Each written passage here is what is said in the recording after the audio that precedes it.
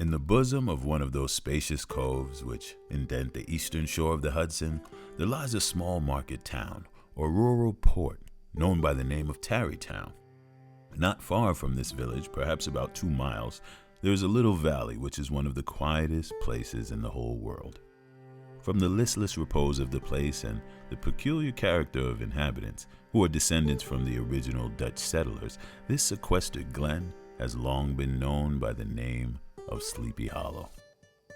A drowsy, dreamy influence seems to hang over the land and to pervade the very atmosphere, holding a spell over the minds of the good people, causing them to walk in a continual reverie. The whole neighborhood abounds with local tales, haunted spots, and twilight superstitions. The dominant spirit that haunts this enchanted region is the apparition of a figure on horseback without a head. It is said by some to be the ghost of a Hessian trooper whose head had been carried away by a cannonball in some nameless battle during the Revolutionary War, and who is ever and anon seen by the country folk hurrying along in the gloom of night, as if on the wings of the wind. His haunts are not confined to the valley, but extend at times to the adjacent roads, and especially to the vicinity of a church at no great distance. The body of the trooper having been buried in the churchyard, the ghost is said to ride forth from there to the scene of battle in nightly quest of his head. Indeed, some people allege that the rushing speed with which he sometimes passes along the hollow is owing to his being belated and in a hurry to get back to the churchyard before daybreak. Such is the legendary superstition which has furnished materials for many a wild story in that region of shadows, and the specter is known at all the country firesides by the name of the Headless Horseman of Sleepy Hollow. In this byplace of nature, there abode a young schoolmaster by the name of Ichabod Crane, a native of Connecticut who sojourned, or as he expressed it, tarried in Sleepy Hollow for the purpose of instructing the children of the vicinity. He was tall, but exceedingly lank, with narrow shoulders, long arms and legs, hands that dangled a mile out of his sleeves, feet that might have served for shovels, and his whole frame most loosely hung together. To see him striding along the profile of a hill on a windy day with his clothes bagging and fluttering about him, one might have mistaken him for some scarecrow eloped from a cornfield. Ichabod Crane's schoolhouse was a low building of one large room, rudely constructed of logs, the windows partly glazed and partly patched with leaves of old copybooks. From hence, the low murmur of his pupils' voices might be heard in a drowsy summer's day, like the hum of a beehive, interrupted now and then by the authoritative voice of the teacher. In addition to his other vocation, he was the singing master of the neighborhood and picked up many bright shillings by instructing the young folks in the church choir. His voice was a matter of no little vanity to him, and certainly it resounded far above all the rest of the congregation on Sundays. There are peculiar quavers still to be heard in that church, and which may even be heard half a mile off, quite to the opposite side of the mill pond, and of a still Sunday morning, which are said to be descended from the nose of Ichabod Crane.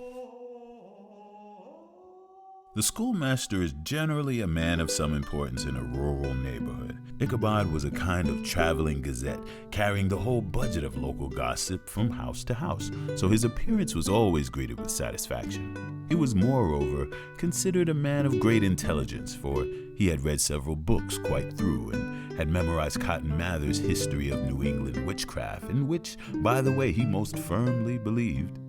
His appetite for marvelous tales had only increased since he arrived in the spellbound region of Sleepy Hollow. One of his sources of fearful pleasure was to pass long winter evenings with the old Dutch wives, listening to their marvelous tales of ghosts and goblins and haunted fields and haunted brooks and haunted bridges and haunted houses, and particularly of the Headless Horseman, or Galloping Hessian of the Hollow, as they sometimes called him. But if there was a pleasure in all this, it was dearly purchased by the terrors of his subsequent walk homewards, singing hymns to drive away evil spirits. What fearful shapes and shadows beset his path, amidst the dim and ghastly glare of a snowy night. How often was he appalled by some shrub covered with snow, which like a specter beset his very path? How often did he dread to look over his shoulder, lest he should behold some uncouth being tramping close behind him? And how often was he thrown into complete dismay by some rushing blast, howling among the trees, and the idea that it was the galloping Hessian on one of his nightly scourings. Among the musical disciples who assembled one evening in each week to receive Ichabod's instructions in song was Katrina Van Tassel, the daughter and only child of a substantial Dutch farmer. She was a blooming lass of fresh 18, and Ichabod fell in love with her, and with her father's farm at once. Old Baltus Van Tassel's stronghold was the perfect picture of abundance. Pigs grunted in the repose of their pens, a stately squadron of snowy geese rode in an adjoining pond, and regiments of turkeys gobbled through the farmyard. Ichabod's mouth watered whenever he looked upon this sumptuous promise of luxurious winter fare. In his devouring mind's eye, he pictured to himself every roasting pig running about with pudding in his belly and an apple in his mouth. The geese were swimming in their own gravy, and the ducks pairing cozily in dishes with a decent competency of onion sauce. Not a turkey but he beheld daintily trussed up with a necklace of savory sausages. As Ichabod fancied all this, rolling his great green eyes over Van Tassel's fields and orchards, his heart yearned after Katrina, who was to inherit these domains. However, to gain the affections of the peerless daughter of Van Tassel, he had more real difficulties than a knight of yore who only had giants, enchanters, fiery dragons, and such like to contend with. Ichabod, on the contrary, had to encounter a host of fearful adversaries of real flesh and blood, the numerous rustic admirers who beset every portal to Katrina's heart. Among the most formidable was a burly, roaring, roistering blade, Abraham Van Brunt, the hero of the country round. He was broad-shouldered and double-jointed, with short, curly black hair and a bluff but not unpleasant face, having a mingled air of fun and arrogance. From his Herculean frame and great powers of limb, he had received the nickname of Brom Bones. He was always ready for either a fight or a frolic, but had more mischief than ill will in his composition. This hero had for some time singled out the blooming Katrina for the object of his uncouth gallantries, and it was whispered that she did not altogether discourage his hopes. Such was the formidable rival with whom Ichabod Crane had to contend, and considering all things, a wiser man would have despaired. A deadly feud arose between the two men over their affection for Katrina, and Ichabod became the object of a series of practical jokes by Brom and his gang of rough riders. They smoked out his singing school by stopping up the chimney and broke into the schoolhouse at night to turn all the chairs and desks upside down. Worst of all, Brom taught his dog to howl in perfect imitation of Ichabod's singing voice. Nevertheless, the schoolmaster persevered in his efforts to win Katrina's heart. In this way, matters went on for some time. And then one fine autumnal afternoon while school was in session, Ichabod Crane received an invitation to attend a merrymaking or quilting frolic to be held that evening at the Van Tassel farm. Class dismissed, books were flung aside, inkstands overturned, benches thrown down, and the whole school was turned loose an hour before the usual time, so Ichabod could spend at least an extra half hour brushing and furbishing up his best and indeed only suit, and arranging his looks by a bit of broken looking glass that hung up in the schoolhouse. That he might make his appearance before his mistress in the true style of a cavalier, he borrowed a broken down plow horse from the old Dutchman he was staying with. The horse was gaunt and shagged, with an ewe neck and a head like a hammer. His rusty mane and tail were tangled and knotted with burrs. One eye had lost its pupil and was glaring and spectral, but the other had the gleam of a genuine devil in it, and his name was Gunpowder. It was toward evening that Ichabod arrived at the castle of the Heer Van Tassel. As he entered the parlor, Ichabod's gaze was captured by the ample charms of a tea table laden with heaped-up platters of cakes of various and almost indescribable kinds, known only to Dutch housewives.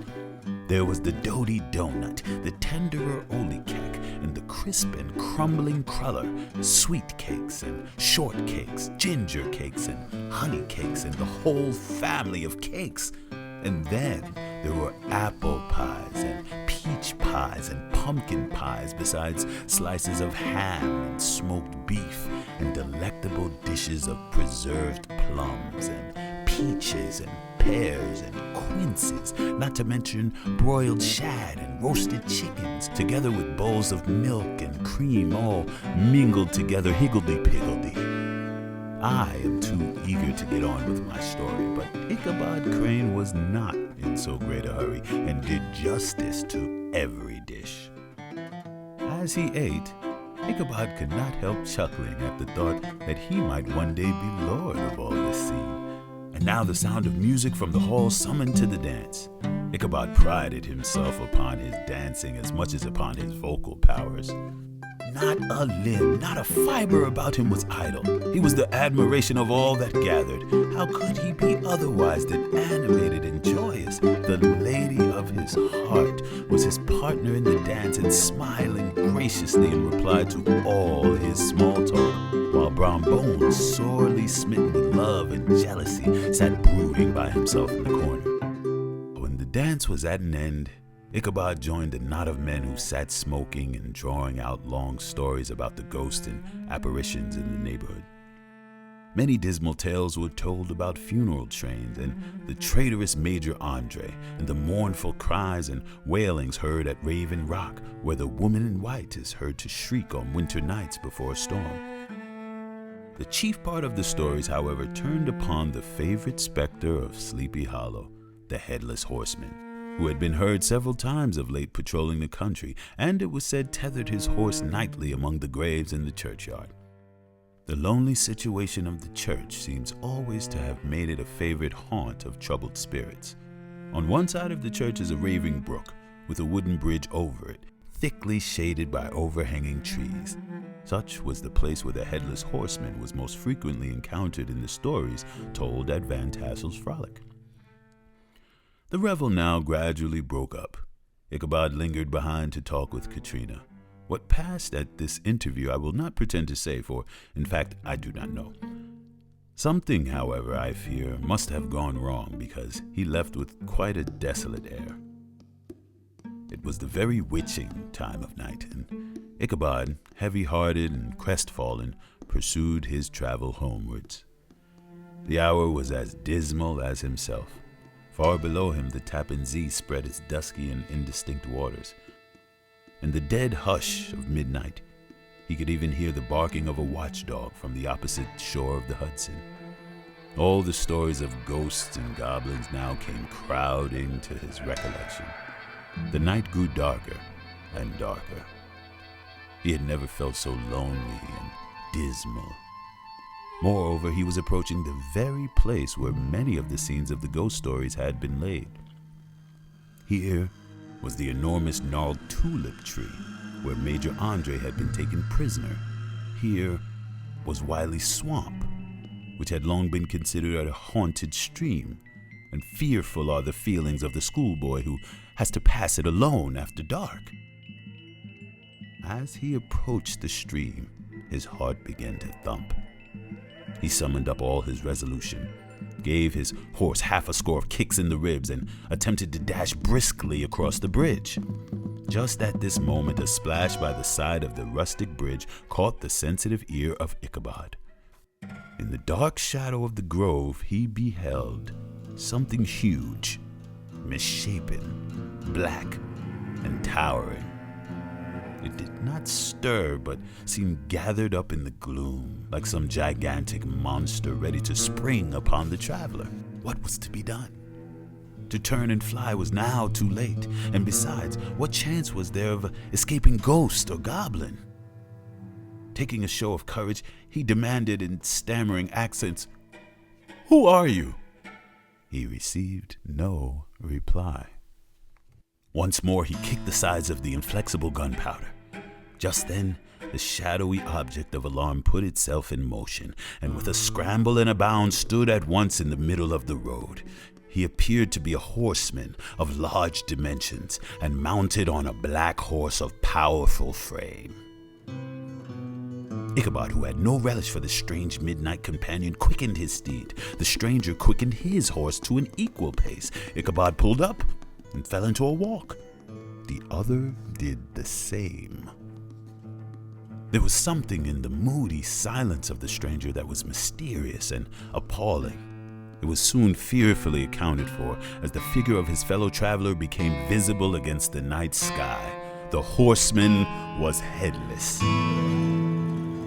Ichabod's horror was still more increased on observing that the head, which should have rested on his shoulders, was carried on the pommel of his saddle. He rained a shower of kicks and blows upon Gunpowder, hoping by sudden movement to give his companion the slip. But the specter started full jump with him. Away they dashed through thick and thin, stones flying and sparks flashing at every bound. Gunpowder, who seemed possessed by a demon, plunged on toward the churchyard, his saddle slipping from underneath Ichabod and falling to the ground, where the schoolmaster heard it trampled by his pursuer. He slipped from one side to the other on his horse's backbone, with the goblin hard on his heels. If I can but reach that bridge, thought Ichabod, I am safe. Gunpowder sprung upon the bridge and thundered over the planks, gaining the opposite side. Ichabod cast a look behind him to see if his ghostly pursuer should vanish, according to the stories, in a flash of fire and brimstone. Just then he saw the horseman rising in his stirrups and in the very act of hurling his head at him. Ichabod endeavored to dodge the horrible missile, but too late. The next morning, the old horse was found without his saddle and with the bridle under his feet. Ichabod did not make his appearance at breakfast. Dinner hour came, but no Ichabod. An inquiry was set, and after diligent investigation, they came upon his traces. In one part of the road leading to the church was found the saddle trampled in the dirt. The tracks of horses' hooves, deeply dented in the road and evidently at furious speed, were traced to the bridge, beyond which was found the hat of the unfortunate Ichabod, and close beside it, a shattered pumpkin.